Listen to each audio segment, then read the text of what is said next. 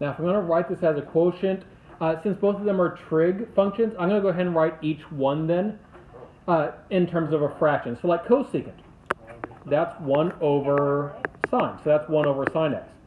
Minus cotangent. Well, cotangent is cosine over sine, so cosine of x over sine of x. Well, notice it says as a quotient.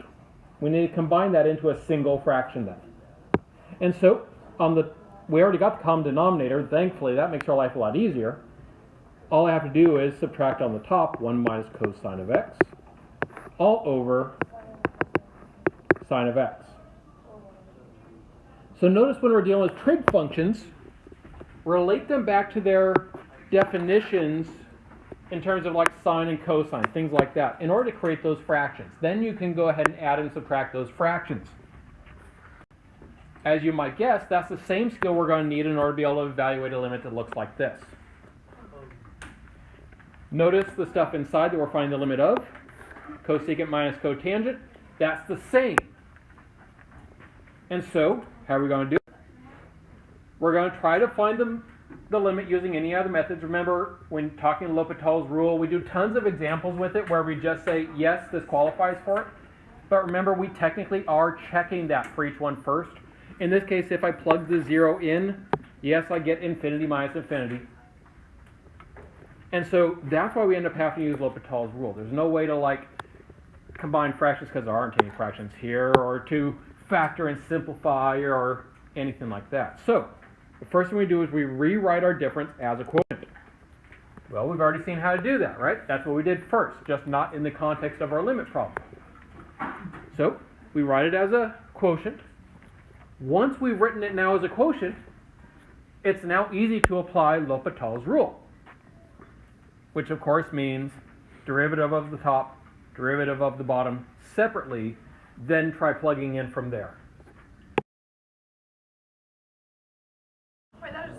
So when we do our derivatives here, remember the derivative of negative cosine is a positive sign because derivative of cosine is negative sign and the negative becomes a positive. And then the derivative of sine is just cosine. So we're just looking for the limit as x approaches 0 from the right of sine over cosine, or if you prefer, the limit as x approaches 0 from the right of tangent. Either way you do that, when you plug in 0 here, so we get 0 over 1, and 0 divided by 1, yes, we can do that. That is not an indeterminate form. That equals 0. And so we're done.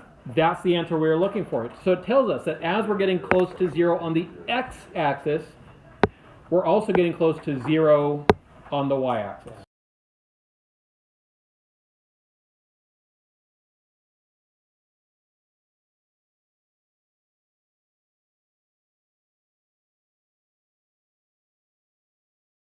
So the first thing that we want to do here is we can rewrite our difference as a product in this case because we can factor that x out. Once you've done that, remember how we dealt with the product.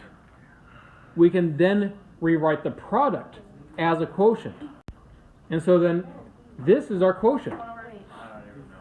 And now that we have that as our quotient, we can now use L'Hopital's rule.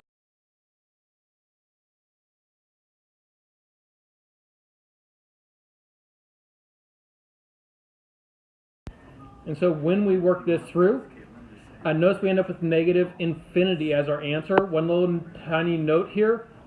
Some of you I know might be looking at this thinking, but if I square a negative, don't I get a positive? Yes, but we're not squaring the negative.